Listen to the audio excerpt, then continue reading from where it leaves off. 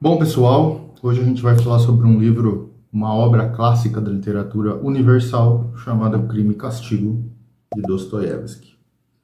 E aí eu já deixo uma pergunta.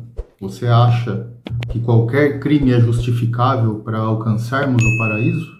Ou para trazermos o paraíso para a Terra? Pois bem, fique aí no vídeo, que é sobre isso que a gente vai falar.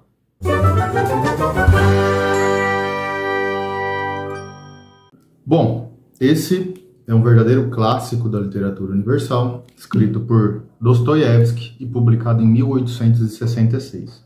Essa versão que eu tenho aqui é com um bom português do brasileiro Martin Claret, ou Martin Claret, caso queira falar em francês. Existe uma outra versão da editora 34 também, que é muito boa, tá? Porque ambas são traduzidos direto do russo, e aí muitos detalhes são mantidos da obra original.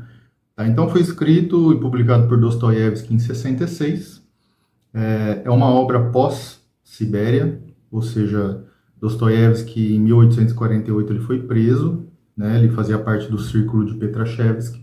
Então naquela época Nicolau I ali, ele atuava com muita repressão, né? Muita violência inclusive, para tentar anular ali qualquer movimento revolucionário que pudesse acontecer na Rússia.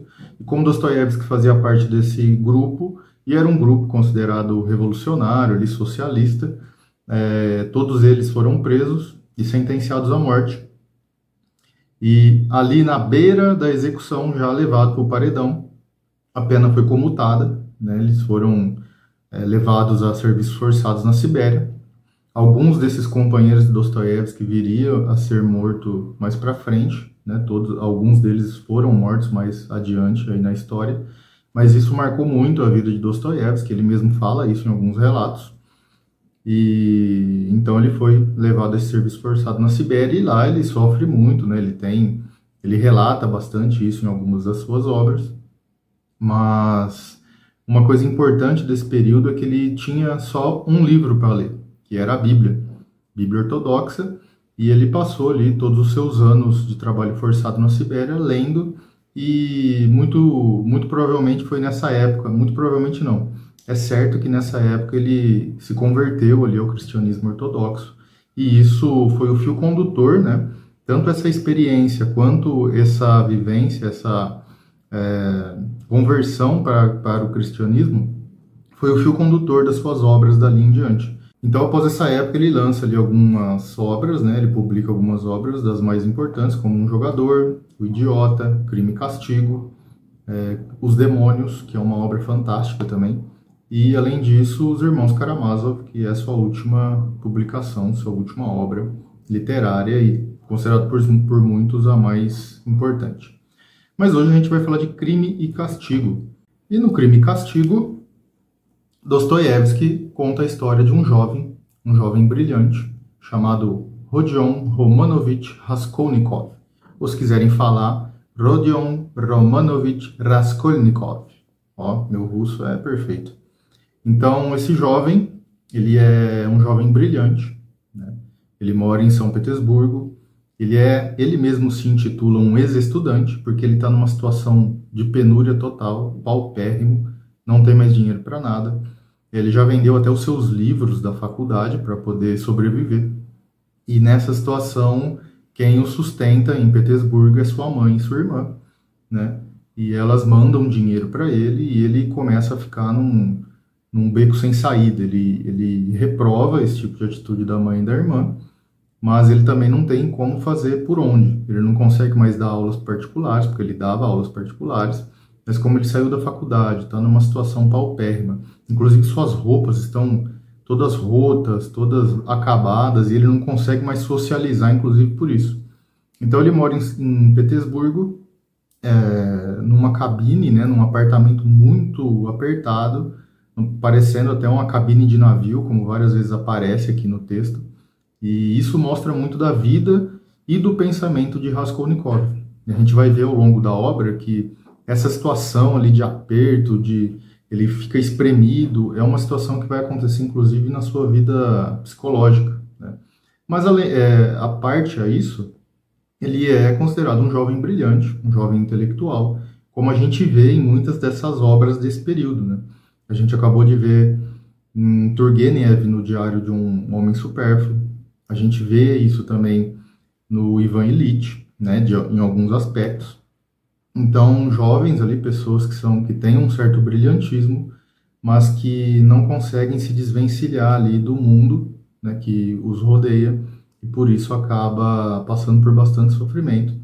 E Raskolnikov não é diferente.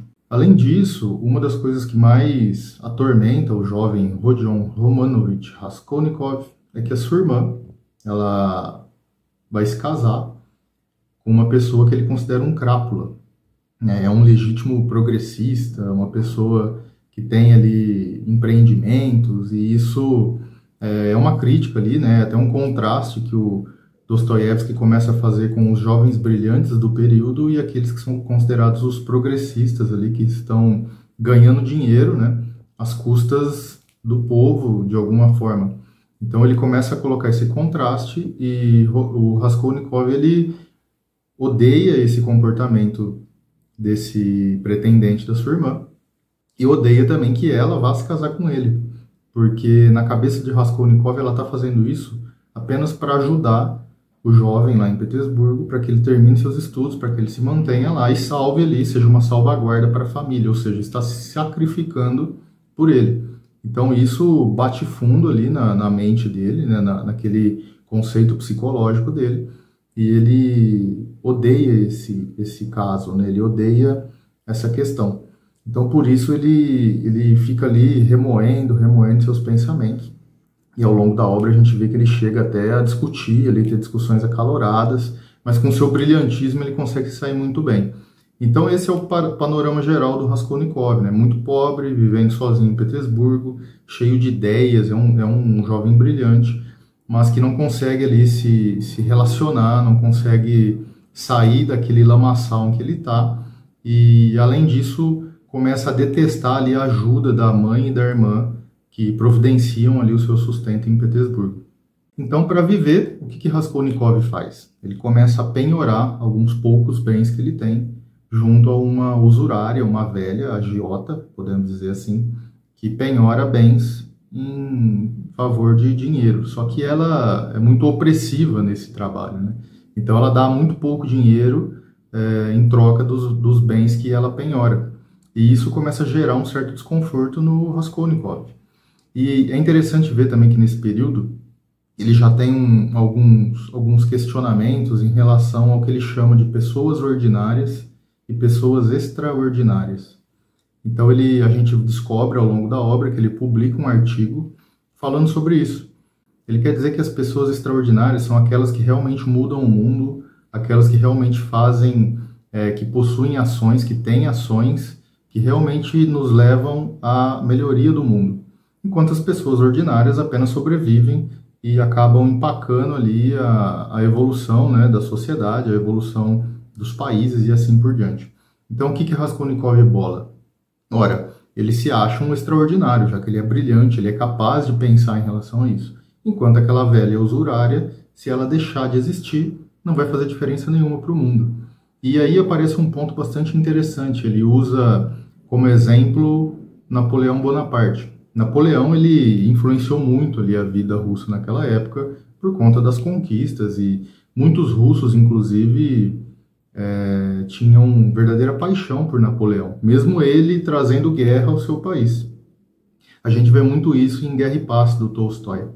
Mas, voltando ao Crime e Castigo, Raskolnikov, ele se acha uma dessas pessoas extraordinárias, se compara a Napoleão, inclusive, e já que ele é extraordinário e pode mudar o mundo, que mal faria ele matar a velha, pegar todo o dinheiro que ela tem para conseguir se manter em Petersburgo, para conseguir não depender mais do dinheiro da sua mãe e da sua irmã, e assim livrando a sua irmã da barra de ter que se casar com uma pessoa só para mantê-lo morando em Petersburgo.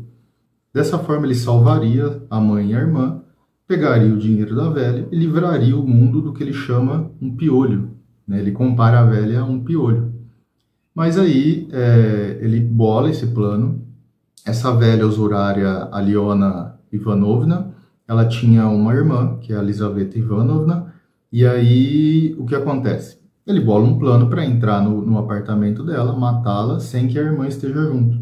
E ele realmente faz isso. Então, aquela pergunta do início do vídeo vale aqui. Será que qualquer crime é justificável para salvar, né, o mundo, para trazer o paraíso ao mundo, para se alcançar o paraíso? Né? É nesse ponto que a gente vê que Crime e Castigo é de fato um clássico, né? Porque ele traz esses questionamentos para a gente. Então, Raskolnikov, ele tem isso em mente, ele realmente comete o crime, mas ele não contava com uma coisa.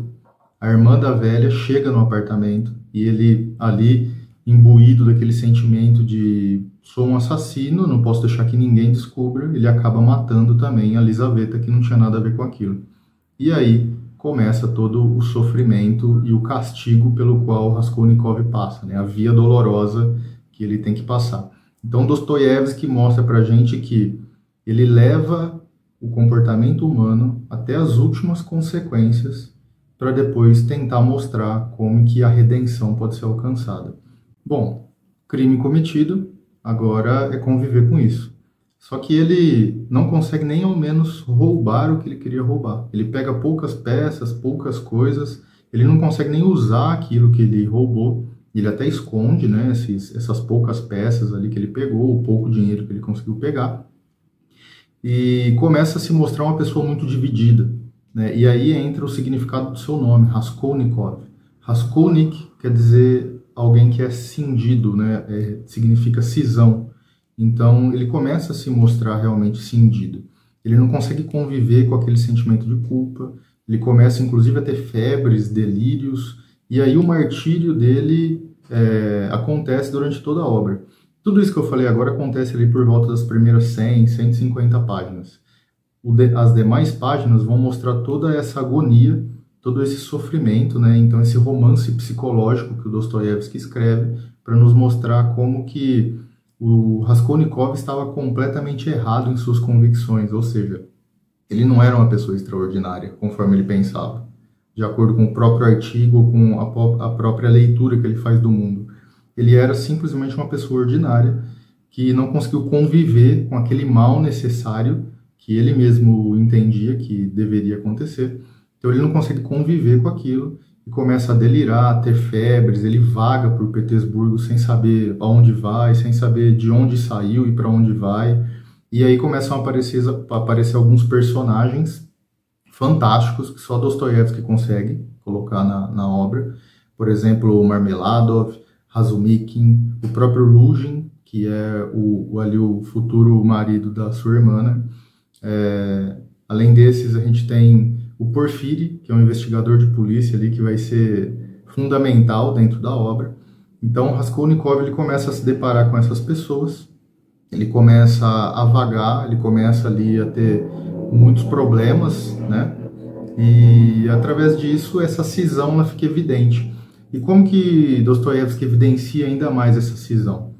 Ele mostra que o jovem, mesmo cometendo aquele crime, sendo um criminoso, ele também é capaz de ter compaixão. Então, o pouco dinheiro que ele ainda tem, ele doa para a família do Marmeladov, por exemplo. A gente descobre ao longo da obra que ele já cometeu atos de altruísmo anteriormente, né, anterior aos acontecimentos da obra. Então, isso mostra uma pessoa extremamente confusa, conflituosa, que não sabe muito bem o que fazer, mas que, por ocasião de um período histórico ali da Rússia, ele se acha ali talvez um nihilista, né? Uma pessoa que não tem que se ater às leis humanas, às leis divinas, ele não precisa acreditar em nada, que mesmo assim ele pode viver. Só que aí Dostoiévski começa a mostrar que, ó, não é bem assim não. Tá? Você cometeu o crime, você acha que aquilo realmente vai te levar a uma certa grandeza, que você vai passar por isso despercebido, mas a sua consciência está te mostrando que isso não é possível. E aí ele vai adicionando esses personagens e todo o romance se desenrola em cima disso. Pois bem, crime cometido, sofrimento acontecendo, e aí? Como que eu me redimo disso? Como que eu alcanço a tão sonhada redenção que todo criminoso espera, né? Pelo menos aqui dentro da obra. Então, Dostoiévski, ele coloca ali um personagem fundamental, que é a Sônia. Sônia, ela é filha de Marmeladov, aquele personagem que eu citei agora há pouco. E ela vive ali numa família muito conturbada, porque o pai dela casou de novo, ele tem um segundo casamento, ele já tem ela de filha, esse segundo casamento dele já teria mais 3 filhos da sua esposa, então eles são muito pobres, o Marmelado bebe muito, ele se entrega às farras, ele usa o pouco dinheiro que ele tem ali para poder farrear e beber, e deixa a família dele na penúria.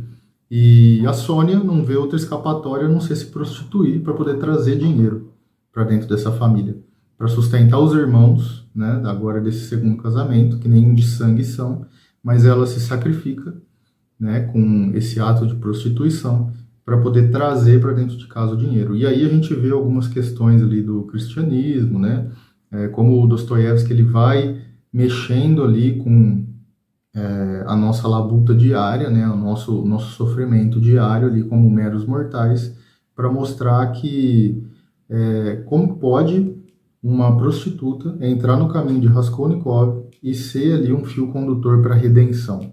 Tá? Então, aos poucos a gente vai entendendo isso e ela se faz um personagem fundamental nessa obra. E a gente começa a ver também como o Dostoiévski ele vai inserindo esses fatores humanos. Ele desnuda todos os personagens para o leitor, né? Metaforicamente, óbvio, mas ele vai mostrando, por exemplo, como que o assassinato ele pode aparecer, como que a culpa ela pode aparecer no nosso dia a dia, além da culpa, a soberba de alguns personagens que aparecem ali, a depravação de outros deles, como é o caso do Svidrigailov, por exemplo, né? E o desejo, obsessão. Então ele vai ali ao longo da obra toda inserindo essas questões por meio dos seus personagens, e Raskolnikov ele vai lidando com tudo isso. Como o Svidrigailov, por exemplo, ele tem uma obsessão forte pela irmã do Raskolnikov, pela Dunya. E só que Dostoiévski coloca esses dois personagens como um contraste um do outro. Então, o Svidrigailov é um libertino, né? Ele tem ali uma completa obsessão pela irmã do Raskolnikov, enquanto Raskolnikov é um ser ali que acha que ele está trazendo bem para a humanidade. Então, o choque entre eles é evidente. Muito embora quem está trazendo bem é um criminoso, e Svidrigailov sabe disso. E ele vai ser até importante ali no final da obra, para que caia a ficha ali do Raskolnikov e ele consiga continuar sua vida. Mas nesse ponto, Sônia ajuda bastante o Raskolnikov, eles se aproximam muito ali, né? Ele começa a ver nela, ele olha para ela com um olhar um olhar bastante tênue, assim, um olhar de admiração até pelo sacrifício que ela faz, e leva a entender que apenas ele consegue ver isso, né? E isso é uma das belezas dessa obra, inclusive, chega ao ponto dele confiar tanto nela que ela é a primeira pessoa que ouve a confissão dele a respeito do crime. Então ele fala para ela, ele confessa a ela que ele cometeu os crimes, e ela fala para ele que o único caminho que ele tem para se livrar daquela culpa é pagar pelo crime que ele fez. Então ela tem um momento que ela fala para ele, inclusive, ajoelhar num cruzamento da cidade de Petersburgo, como se fosse uma cruz, né? E agradecer ali e pedir para a redenção dos seus pecados ali naquele lugar. Então a Sônia ela vai, a partir desse ponto, acompanhar o Raskolnikov e ajudá-lo ali a buscar essa redenção, mesmo que ele não queira. E aí muito se desenvolve em cima desse relacionamento dos dois. Chega um momento que Raskolnikov ele fica tão confuso, ele fica tão em si mesmado, que ele começa, inclusive, a dar dicas para a polícia de que ele é o autor do crime. Então, tem um dos capítulos aqui do livro que ele senta num restaurante com um dos investigadores de polícia e começa a dar indícios de que ele realmente cometeu aquele crime. Começa a falar, se eu tivesse feito isso, eu faria dessa forma, e você, o que você faria? E isso começa a colocar uma pulga atrás da orelha ali. Então aparece, assim, um personagem muito interessante. As conversas, os diálogos que ele tem com Raskolnikov são dos melhores, as melhores partes do livro, pelo menos na minha opinião, que é o Porfiri. Bom, o Porfiri ele é um investigador de polícia e ele começa a acompanhar esse caso de perto, e ele tem até certa admiração pelo Raskolnikov. É ele, inclusive, que nos mostra aquele artigo que o jovem escreveu, né, sobre as pessoas ordinárias e extraordinárias, ele começa a acompanhar, só que ele é bem calculista, ele é muito frio, e ele tem técnicas de interrogatório muito interessantes. E isso é um dos casos, isso é um dos, para mim, né, dos pontos altos do Dostoiévski. Ele consegue escrever personagens ali com uma riqueza de detalhes infinita. E o Porfírio é um desses personagens. Então ele vai levando, ele vai colocando o Raskolnikov contra a parede, até que ele espera que isso aconteça, né, até que o Raskolnikov se entregue. Então ele vai ali com suas técnicas de interrogatório, tirando tudo que o Raskolnikov pode dar para ele, mesmo sendo o Raskolnikov um ser brilhante, né? Como ele se considera um intelectual, um brilhante, ele entende que ele sabe sair de todas as artimanhas ali do Porfírio, mas no fim ele vê que isso não é possível. Então o Porfírio ele chega um ponto que ele tem certeza que foi o Raskolnikov que cometeu os crimes e pede para ele se entregar, que se ele se delatar, né, se ele fizer ali a delação, ele vai ter uma pena reduzida. E o jovem não gosta desse ato de incriminá-lo e não faz isso, mas os diálogos entre os dois são brilhantes, são muito bem construídos, são bem detalhados, e a gente vê como o Porfírio, até sendo um pouco cômico com o jovem, ele consegue ali tirar algumas nuances do crime e tem certeza de que foi o jovem que cometeu o assassinato da Aliona e da Elisaveta. Bom, mas sofrendo toda essa pressão, até uma pressão interna do próprio Raskolnikov, ele não aguenta mais, ele está cada vez mais febril, ele está cada vez mais andando sem rumo, que ele realmente acredita no caminho que a Sônia deu para ele, né, de se entregar, pagar pela sua pena e quem sabe um dia se redimir de tudo isso. E então é aí que entra o Svidrigailov, né? O Svidrigailov como um libertino, ele acaba fazendo alguns atos ali que impressionam Raskolnikov. E na minha visão, talvez com medo de fazer a mesma coisa, né? Já que ele começa a perceber que ele não é nada extraordinário. Ele começa a perceber que ele é apenas um piolho, assim como a própria Aliona Ivanovna, e com medo de cair ali no sofrimento e se entregar. Inclusive ele tenta se matar algumas vezes, ele se entrega à polícia e aí o martírio dele só foi de fato consolidado, né? Mas ele já vinha nesse martírio, então a gente entende que o castigo do Raskolnikov ele começa muito antes de se entregar para a polícia, porque ele não consegue, ele não tem condições emocionais de se manter como um assassino. E aí entra toda a beleza do Dostoiévski nesse romance, que é considerado um romance psicológico. Ele, de fato, como eu disse antes, ele desnuda as pessoas, ele desnuda os personagens, ele mostra ali as entranhas, né, psicológicas do caso. E mesmo que aquele personagem se considera alguém acima do bem e do mal, ele não resiste às tentações, ele não resiste ao sofrimento e acaba se entregando, mesmo tendo convicção de que isso não seria possível no início. E aí entra um dos pontos, para mim, pelo menos, mais importantes da obra, que eu não vou dizer o fim, obviamente, e deixei de fora vários detalhes que são importantes, porque, de fato, é um livro que vale a pena ler. Eu já li e reli ele algumas vezes, e todas as vezes que eu fiz isso, alguma coisa nova eu tirei. Então, nessa última vez, inclusive, que eu li para ler, para fazer essa resenha, um dos pontos que mais me chamou a atenção foi ali, já com o Raskolnikov caminhando para o fim, ele se ajoelha aos pés da Sônia, e como se ali uma bela anedota cristã, ele quase lava, né, os pés daquela prostituta com as suas lágrimas, e a partir dali ele tenta alcançar a sua redenção. Então Dostoiévski leva ali as últimas consequências daquela pessoa, ele leva o pensamento dele às últimas consequências para que em algum momento ele alcance a sua redenção.